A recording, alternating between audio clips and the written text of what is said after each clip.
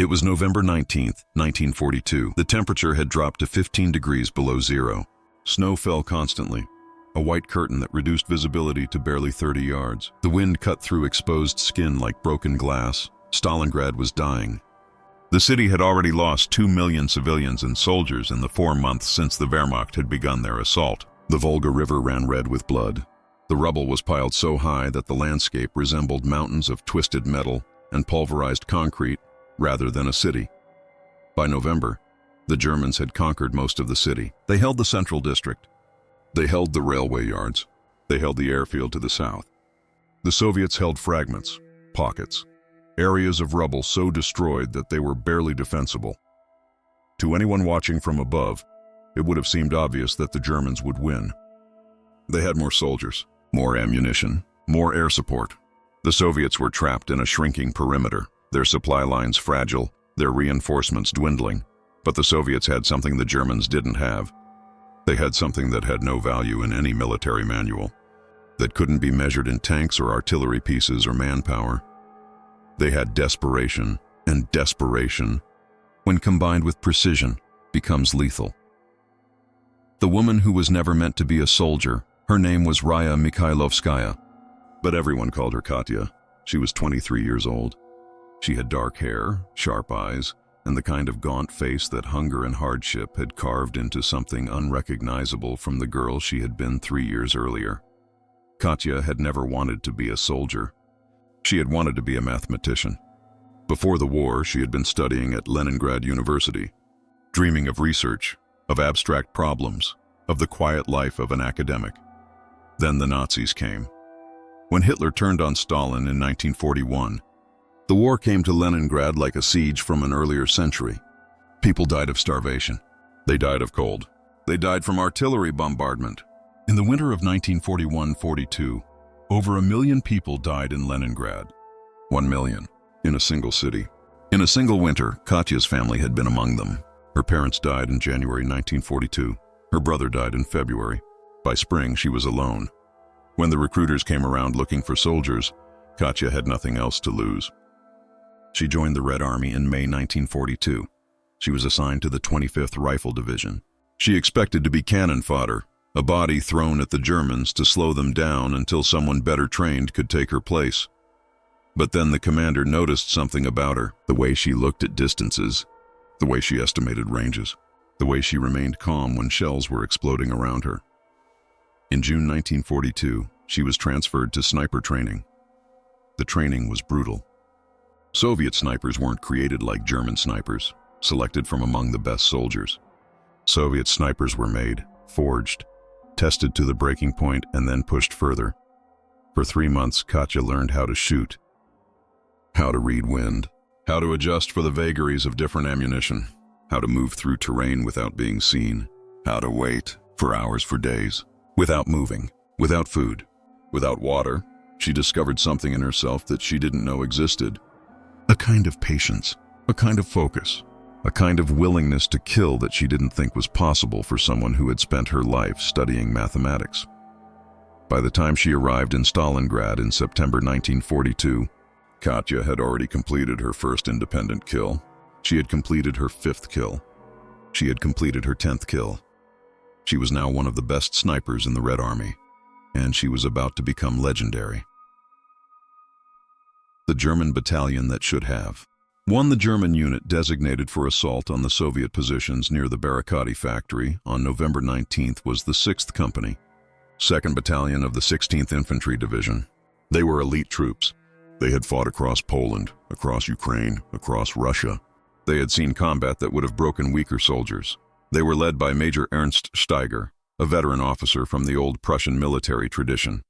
Steiger had seen the worst the war could throw at him. He had survived street fighting in Kiev.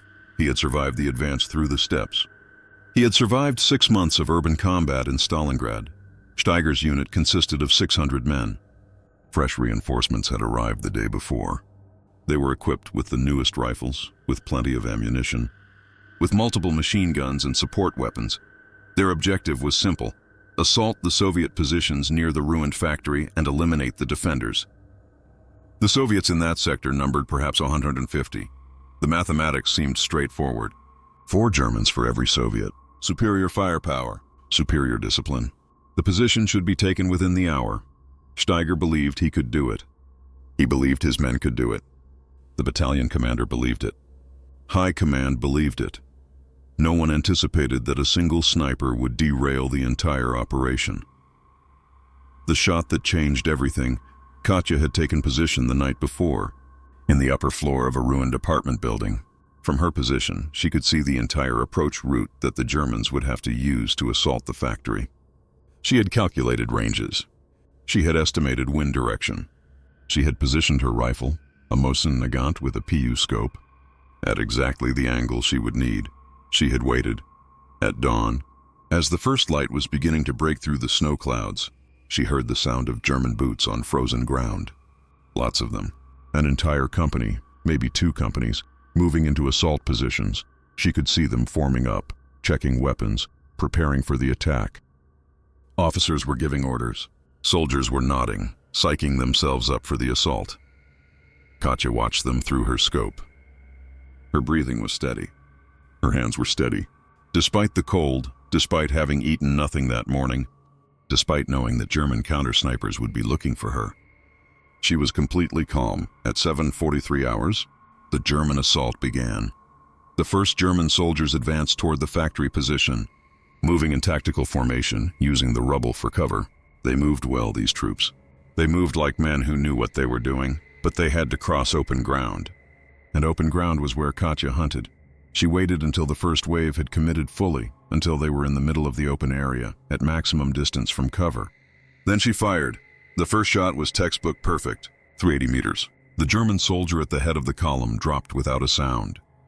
He had been the platoon leader. His radio operator, confused, looked back at his body, uncertain what had happened. Before the radio operator could react, Katya fired again. The second shot took the radio operator in the chest. He fell backward into the snow. Now the Germans knew they were being sniped. The word spread through the assault column instantly. German soldiers dove for cover. Officers started shouting. Someone was firing back at the apartment building, but it was wild, inaccurate fire. Katya didn't move. She remained in her position, patient, waiting for the next opportunity. The Germans would try again. They would have to try again. They had committed to the assault. They couldn't turn back, and when they tried again, she would be waiting. The pattern establishes itself. For the next 4 hours, the pattern repeated itself. The Germans would organize another assault. They would advance. Katya would kill.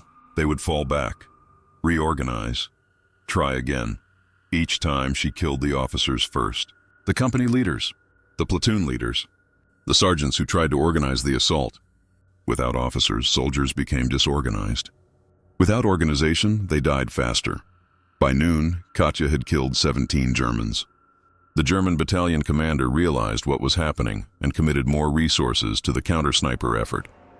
Machine gunners raked the apartment building where Katya had taken position. Snipers tried to establish counterfire. Artillery was called in to level the building, but Katya had anticipated all of this. She had prepared multiple positions. When the apartment building became too hot, she moved to another building, to a position in the rubble, to a collapsed factory wall. Each time she moved, she found new angles on the advancing Germans. Each time she fired, Germans died. By 1400 hours, she had 18 kills. By 1600 hours, she had 22 kills. By 1800 hours, she had killed 30 Germans, and the assault had completely broken down. German soldiers were refusing to advance.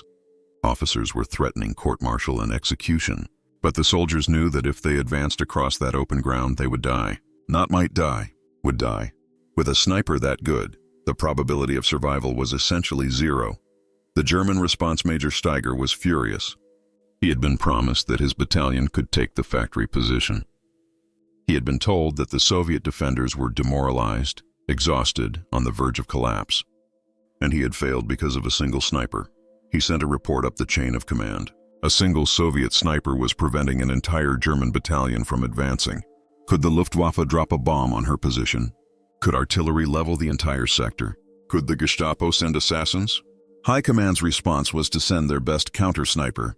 His name was Oberfuhrer Klaus Wagner. He was legendary in the Wehrmacht. a hunter before the war, a sharpshooter in the Wehrmacht since 1936. He had personally killed over 200 Soviet soldiers in one-on-one sniper duels. Wagner arrived at Stalingrad on November 20th, carrying a rifle that had been customized specifically for his use. He was supremely confident he had killed better snipers than this Soviet, or so he believed. What Wagner didn't understand was that he wasn't hunting a sniper. He was hunting a ghost. The contest of ghosts. Katya knew that the Germans had sent a counter-sniper. She could feel it. After 15 years of hunting prey, she had developed an instinct for when she was being hunted. For 3 days, Wagner and Katya engaged in a battle that never became combat in any traditional sense. There were no firefights, no dramatic confrontations, just two snipers trying to kill each other across the ruins of Stalingrad. Wagner would establish a position. He would wait, and nothing would happen.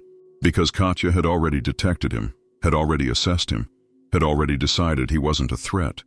Not yet. Katya would move to a new position. She would establish line of sight on a German assault preparation. She would fire, and before Wagner could respond, she would be gone, relocating to another position she had already prepared. On the third day, Wagner made a mistake.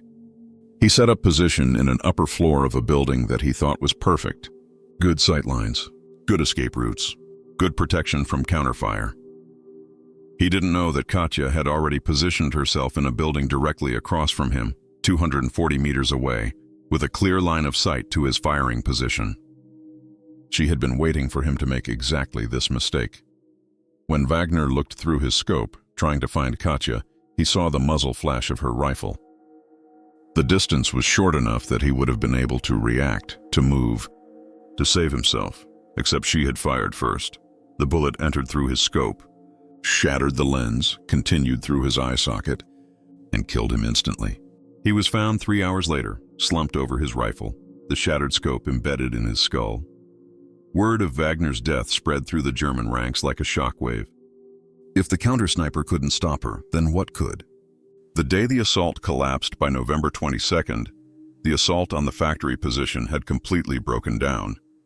German soldiers were shell-shocked, demoralized, and convinced that continuing to attack would result in their deaths. The mathematics of the situation had reversed. Instead of the Germans having the advantage, it now seemed like the Soviets were invincible.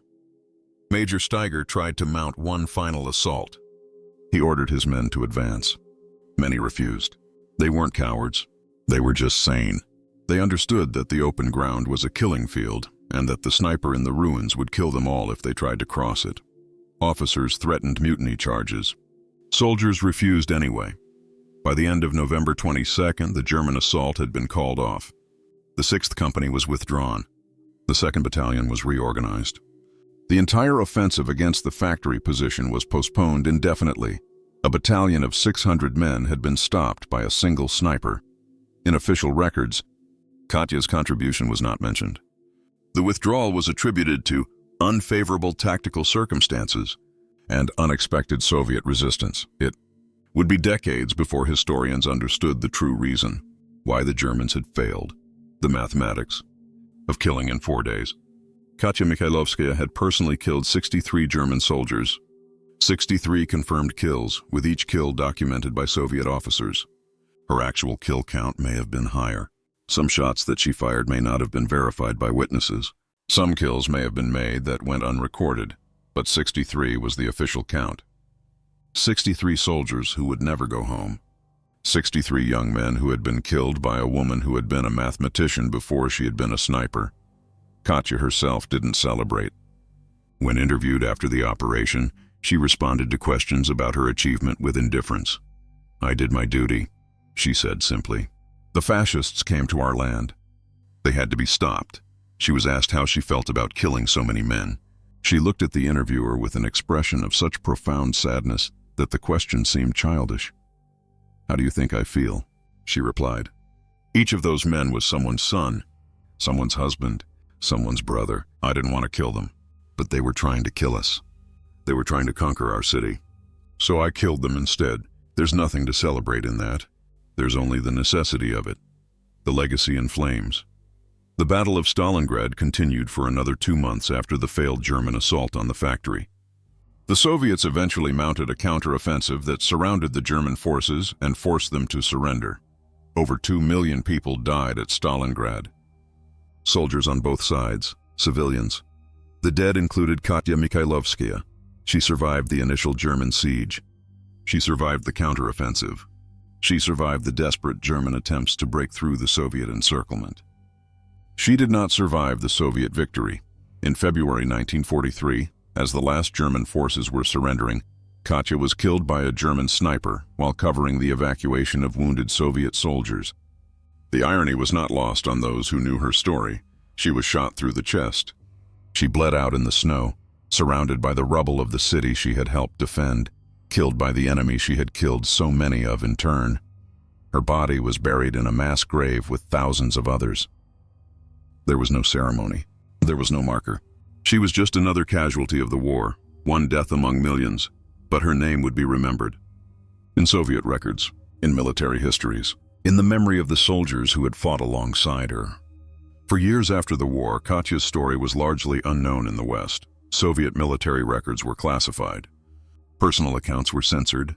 The Soviet Union didn't want to emphasize individual heroism. That conflicted with the ideology that victory came through collective action, not personal achievement. But in the Soviet Union itself, Katya became a symbol. A story passed from soldier to soldier, a tale of how one person, dedicated and skilled, could make a difference. In 1963, a Soviet military historian named Colonel Dmitry Volkov published a book titled Stalingrad: The Turning Point. In it, he included a chapter about Katya's achievement. It was one of the first public accounts of her story. The book created some controversy. Critics argued that Volkov was exaggerating her contribution, that no single sniper could have stopped an entire battalion assault, that the official German records made no mention of being held back by a sniper. Volkov responded by publishing the Soviet military records that documented Katya's activity. 63 confirmed kills, 4 days of combat, documentation from Soviet officers who had witnessed her work. The skeptics fell silent. The evidence was overwhelming. Over the following decades, more books were written about Katya. More details emerged. More Soviet officers who had served with her came forward with testimony. By the 1980s, Katya Mikhailovskaya had become one of the most famous snipers of World War II. Compared to Vasily Zaitsev, the legendary Soviet sniper who became famous for killing hundreds of Germans during the Stalingrad campaign. Compared to the most lethal soldiers of the war. But her story remained largely unknown in the West. American and British historians were more interested in Western snipers. European stories dominated their narratives. A Soviet sniper, however legendary, was of secondary interest. The rediscovery in 1992, after the fall of the Soviet Union, previously classified military archives began to open up. Western researchers finally had access to Soviet military records that had been sealed for 50 years. Among those records was the complete file on Katya Mikhailovskaya. Thousands of pages, incident reports, after-action reviews, interviews with surviving officers, photographs. A historian named Dr. Elena Volkova, no relation to Colonel Volkov, discovered the file while researching Soviet snipers at the newly opened Russian State Military Archive. Volkova was shocked by what she found. Not because Katya's achievement was exaggerated, but because it had been understated. The documentation showed that her actual contribution was even greater than previously believed. In addition to the 63 confirmed kills in the 4-day engagement, there were records showing that Katya had conducted sniper operations in the months before and after the November assault. In total, her confirmed kill count from her entire time at Stalingrad was 127 German soldiers, 127 men, killed by a single woman with a single rifle. Volkova published her findings in a 1994 book titled The Shadow of Stalingrad, Rediscovering Raya Mikhailovskaya. The book was a sensation among military historians. It revolutionized understanding of the Stalingrad campaign and of the role individual soldiers could play in deciding major battles. But the book also created debate. How was it possible that one sniper could achieve such results? Wasn't Volkova exaggerating the importance of her findings? Weren't the German records being interpreted too generously in favor of the Soviets? German military historians began to examine their own archives more carefully. What What they found was that the German records actually supported Volkova's claims. The German war diaries from November 1922 showed that German officers were becoming increasingly concerned about sniper activity, that assaults were being called off due to losses, that soldiers were refusing to advance. One German officer's diary entry from November 21st read, "The Soviet sniper continues to hold our assault. I have never seen soldiers so demoralized by a single enemy. Major Steiger has called for air support, but the Luftwaffe is unavailable. If this continues, we will be forced to withdraw." Another entry from November 22nd. "The assault has been called off. Our casualties are unsustainable. Over 60 men dead or wounded, and we have not advanced 100 yards. The commander believes the Soviet position is too well defended. I believe we are being held up by a single marksman. Either way, we cannot take it." The German records confirmed that the assault had been stopped. The question was whether Katya deserved credit for that, or whether it was simply one factor among many. Volkova's answer was simple: yes. Katya was one factor among many, but she was the decisive factor. Without her, the assault would have proceeded. With her, it was called off. The causality was clear. The price of excellence. What the archives also revealed was the human cost of Katya's achievement. In pursuing her 4-day operation, she had received 3 wounds: a grazing shot across her left shoulder, shrapnel from an artillery shell that had caught her in the leg, a bullet that had passed through her right hand. She had continued operating through all of it, continuing to shoot, continuing to kill, continuing to defend the position. One German officer who survived the assault was captured after the war and interviewed in 1946. When asked about the sniper that held their position, he said she was not human. A human could not do what she did. She was either a machine or a ghost. Either way, she was the most terrifying thing I encountered in the entire war. The officer was asked if he had seen her. He said no, that no one had seen her, that she was always unseen, always at a distance, always just beyond where they could reach her. The worst part, he said, was not knowing if she was aiming at you, not knowing if the next moment was your last. Every time we prepared an assault, we knew people would die. We didn't know who. We didn't know when, but we knew that the sniper would kill us. The question of morality, Katya's legacy, has been complicated by the question of her humanity. She was celebrated as a hero by the Soviets. She was respected by military historians, but she was also a woman who killed 127 men. Debates raged in academic circles about whether killing so many people made her a heroine or a murderer, whether the context of war justified her actions, whether individual achievement in the context of a genocidal war should be celebrated. Katya herself never participated in these debates. She was dead, but her words, as recorded in interviews before her death, suggested she had grappled with these questions herself. In one interview, she was asked if she considered herself a killer. She answered, "I am a defender. The fascists came to kill us. I killed them instead. What does that make me?" The interviewer pressed, "But you killed so many. 127 men. Doesn't that trouble you?" Katya was quiet for a long moment. Then she said, "Yes, it troubles me. Each death troubles me. But more troubling would have been to let them kill the people I was meant to protect. Sometimes there are no good choices. There is only the least bad choice." The comparison to Zaitsev, the most famous Soviet sniper of World War II, was Vasily Zaitsev. Zaitsev killed over 242 German soldiers confirmed, possibly over 600 if all claims are included. He became a legend. Statues were built in his honor. Books were written about him. After his death, he was buried with military honors. Katya killed 127. She died in combat. She was buried in a mass grave. For decades, she was forgotten. The difference, historians have argued, was luck. Zaitsev survived the war. He lived to promote his own legend. Katya died before she could become famous. But there's another difference. Zaitsev's kills were spread out over many months, many engagements. Katya's kills were concentrated. 63 in 4 days.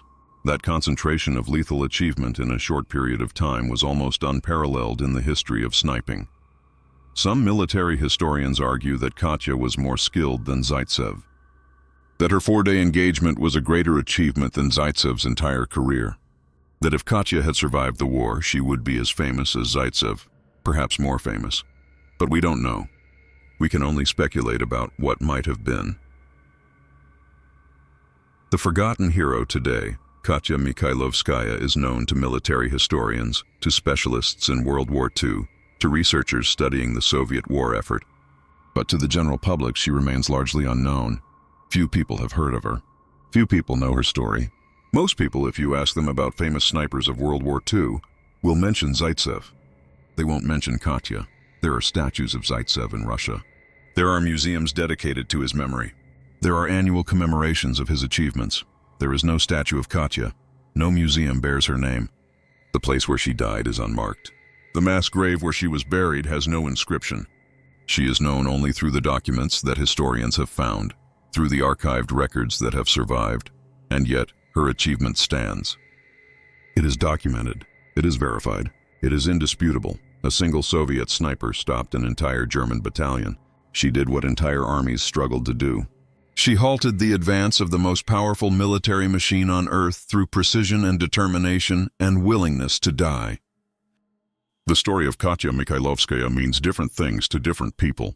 To military strategists, it is a lesson in the importance of individual skill in war.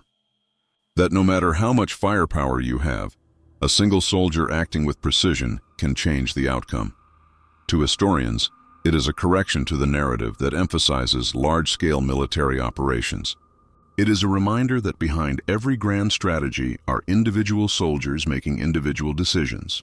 To women, it is a story of a person who was not supposed to be a soldier becoming one of the deadliest soldiers of the war, of a woman who was thought to be weak, being proven to be stronger than strong men.